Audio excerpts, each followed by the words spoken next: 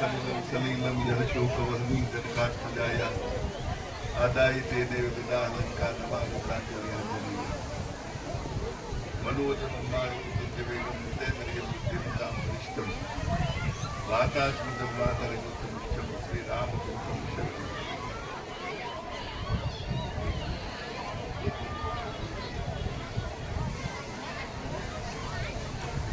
Dice पर बैठेला तमाम संतो आ चरणમાં વંદન જયરામ બાપુના ચરણોમાં વંદન વિનુ બાપુના ચરણોમાં વંદન ઉપસ્થિત સર્વ જનતા જનાર્દનના ચરણોમાં વંદન આજે હનુમાનજી મહારાજનો પ્રાગટ્યોત્સવ છે આપણે જેને જન્મદિવસ કહીએ જન્મ જયંતિ જન્મ દિવસ પ્રાગટ્યોત્સવ આ બધું એક જ શબ્દોના અર્થ છે પણ હનુમાનજી મહારાજ એક એવી દિવ્ય શક્તિ જે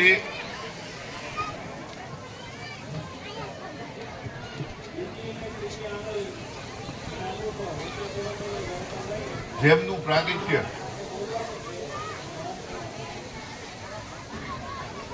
હરિ અનંત હરિકથા અનંત ભગવાન અનંત છે ભગવાનની કથા અનંત હનુમાનજી મહારાજ છે એ અજર અમર એવું કહેવાય છે અશ્વસ્થામાં બલિર વ્યાસો હનુમાનશ્ચ વિભીષણ કૃપઃ પરશુરામશ્ચ સપ્તે તે ચિરંજીવીના આ સાથે સાત ચિરંજીવીઓ છે હનુમાનજી મહારાજ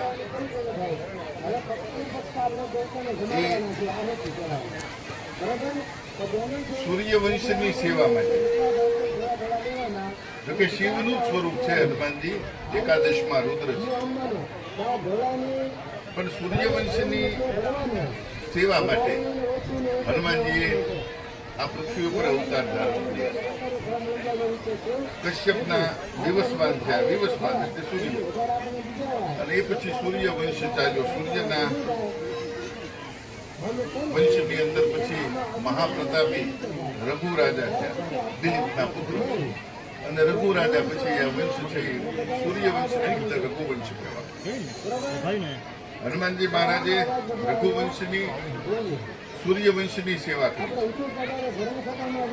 અને અત્યારે પણ હનુમાનજી મહારાજ કિમ પુરુષ ખંડની અંદર અખંડ બિરાજે આ કિમ પુરુષ જે ખંડ છે એને ગંધમાર્દન પર્વત તરીકે પણ ઓળખવામાં આવે અને એ હિમાલયની કૈલાસ પર્વતની બાજુમાં કૈલાસના જમણા પડખામાં આવેલો પર્વત છે ત્યાં હનુમાનજી હજી પણ તપ કરે છે હનુમાનજી 5 ભાઈઓ હતા એમાં સૌથી મોટા હનુમાન અને એમણે જે સેવાનો યજ્ઞ ચલાવ્યો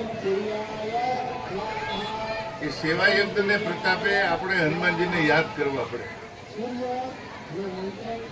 રામજીનું મંદિર કદાચ ગામે ગામ હોય કે ન હોય પણ એવું એક પણ ગામ ન હોય કે જ્યાં હનુમાનજી ન હોય હનુમાનજી અખંડ બિરાજે છે અને સતત રામ નામનું રટણ હનુમાનજી દ્વારા થાય છે એવું કહેવાય છે હનુમંત નાટક નામનું એક બહુ પવિત્ર ગ્રંથ છે અને હજી અત્યારે પણ ઉપલબ્ધ છે ગીતા પ્રેસ ગોરખપુર વાળાની પુસ્તકમાં એ છે એમાં એવું લખ્યું છે કે હનુમાનજીની કૃપા પ્રાપ્ત કરવા માટે સવારમાં જાગો ત્યારે 5 વખત રામ રામનું સ્મરણ કરવું અને સાંજે સૂવો ત્યારે 5 વખત રામ નામનું સ્મરણ કરવું આ સૂતી વખતે જાગતી વખતે બેયની વચ્ચેનો જે ગાળો છે એમાં જે આપણે 21,600 શ્વાસોશ્વાસ લઈએ છીએ એ શ્વાસોશ્વાસની અંદર રામ નામનું રટણ થઈ જાય એનો પ્રભાવ આપણને એમાં પ્રાપ્ત થાય એટલે રામથી અધિક રામ કર દાસા ભગવાન રામની ભક્તિ એના કરતા પણ હનુમાનજીની કૃપા વિશેષ છે હનુમાનજીની ભક્તિ કરો એટલે તમને રામની ભક્તિનું ફળ મળી જાય અને કોઈ પણ દેવસ્થાન એવું નહીં હોય જ્યાં હનુમાનજીની પ્રતિષ્ઠા ન હોય.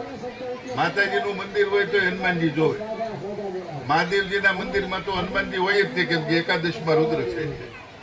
રામ મંદિરની અંદર પણ હનુમાનજી હોય, રાધા કૃષ્ણનું મંદિર હોય તો એમાંય હનુમાનજી હોય. એટલે એ બતાવે છે કે બધા દેવતાઓને હનુમાનજીની જરૂર પડે. મહાભારતની જયારે યુદ્ધ લડવાનું હતું ને, ત્યારે અર્જુન તૈયાર થઈ ગયો અને યુદ્ધની શરૂઆત કરવાની છે. એ વખતે મનોમન સ્વયં શ્રી કૃષ્ણએ હનુમાનજીનું સ્મરણ કર્યું છે. અર્જુને પૂછ્યું, પ્રભુ આ હનુમાનજીનું સ્મરણ કરવાનું કારણ? તો કે એ તને અત્યારે નહીં સમજાય. હનુમાનજીનું સ્મરણ કર્યું, હનુમાનજી ધજાની અંદર બિરાજ્યા અને પછી રથ સાથે યુદ્ધનો પ્રારંભ થયો. યુદ્ધ સમાપ્ત થઈ ગયું અને યુદ્ધને સમાપ્ત થતા યુદ્ધ સમાપ્ત થતા ભગવાને કહ્યું કે અર્જુન રથમાં નીચે ઉતરી જા. અર્જુન કહ્યું, પ્રભુ આ નિયમનો ભંગ થાય. નિયમના ભંગની વાત નથી, હું તને કહું એમ કહે. અર્જુન રથમાંથી નીચે ઉતરી ગયો, ભગવાન રથમાંથી નીચે ઉતરી ગયા. અને પછી જ્યાં હનુમાનજી મહારાજને વિદાય આપી તો આખો રથ અશ્વ સાથે સળગી ગયો. અર્જુનને કીધું, જોયું આ કારણ હતું. મહાભારતના યુદ્ધની અંદર અનેક પ્રકારના મારણના, ઉચ્ચાટનના, આ બધા મલિન મંત્રોના, અસ્ત્ર શસ્ત્રના આ બધા પ્રયોગો અંદર થયેલા. પણ જ્યાં હનુમાનજીની કૃપા હોય, એટલે હનુમાન ચાલીસા કીધું છે ને, નાસે રોગ હરે સબ પીડા, જપત નિરંતર હળવદ વીરા. હનુમાનજી મહારાજનું જે સ્મરણ કરે છે એને કોઈ પણ પ્રકારનો ભય રહેતો નથી. એના દાતા હનુમાનજી છે. એટલે હનુમાનજીની ભક્તિ બહુ સરળ ભક્તિ છે. બીજા દેવતાની ભક્તિ કરવી હોય તો એની અંદર તમારે બધા નિયમોનું ધ્યાન રાખવું પડે, આસન, માળા. પણ હનુમાનજી મહારાજની ભક્તિ એવી છે, બાઇક ઉપર જતા હો તોય તમે હનુમાન ચાલીસાનો પાઠ કરી શકો. બસની અંદર મુસાફરી કરતા હો તોય હનુમાન ચાલીસાનો પાઠ તમે કરી શકો. કોઈ રોગ થયો હોય, કઈ ઓપરેશન થયું હોય, પથારીમાં સુતા સુતા હનુમાન ચાલીસાનો પાઠ થાય. એની માટે આસનની જરૂર પડે, બેસવું પડે, દીવો સળગાવવો, ધૂપ સળગાવવો. કોઈ પણ પ્રકારના અવલંબન વગર તમે હનુમાનજીની ઉપાસના કરી શકો. અને ઉપાસના કરો એટલે હનુમાનજી તમને તાત્કાલિક ફળ આપે ને આપે. એમાં લખેલું છે, જો 112 પાઠ કરે કોઈ, 100 પાઠ પૂર્ણ થાય ને એટલે હનુમાનજીની કૃપા ચોક્કસ ઉતરે. મીનમેખ વગરની વાત. હનુમાનજી દયાના સાગર છે. અને આ કારડાની વાવ આપણું જૂનું સ્થાન, એની અંદર તો હનુમાનજીએ અનેક પરચા આપ્યા છે, જેના હું બાપુ બે સાક્ષી છીએ. હવે એનું કઈ જો ચમત્કારની કોઈ વાત આપણે આમાં કરતા નથી, પણ એના અમે સાક્ષી છીએ. અમારો ઓલો ક્યાંક વયો ગયો એ સાક્ષી છે. એટલે આ બધું દાદાની દયાથી. એક નાનું એવું સપનું બાપુનું હતું, એમાંથી આ વિશાળ સ્વરૂપ ધારણ હનુમાનજી મહારાજની કૃપાથી થયું છે. બધાએ ગામ લોકોએ, સ્વયંસેવકોએ, આજુબાજુના સેવકગણોએ, બધા ગામ લોકોએ, આજુબાજુના ગામના બધાએ સાથ સહકાર આપી અને આ સેવા યજ્ઞને પ્રજ્વલિત રાખ્યો છે. જો આપણા સનાતન ધર્મની આ શોભા છે, સનાતન ધર્મની આ જ શોભા છે. વિચાર કરો, એક વ્યક્તિએ એવું નિવેદન કરેલું કે એટલી સમુદાય અમારો છે એ આ યાત્રા કરવા જાય છે. ત્યારે આપણા માનનીય વડાપ્રધાન નરેન્દ્ર મોદીએ જાહેર કર્યું હતું કે તમારો સમુદાય જેટલો યાત્રા કરવા જાય ને એનાથી 1 કરોડ ગણા તો અમારા નાવા જાય.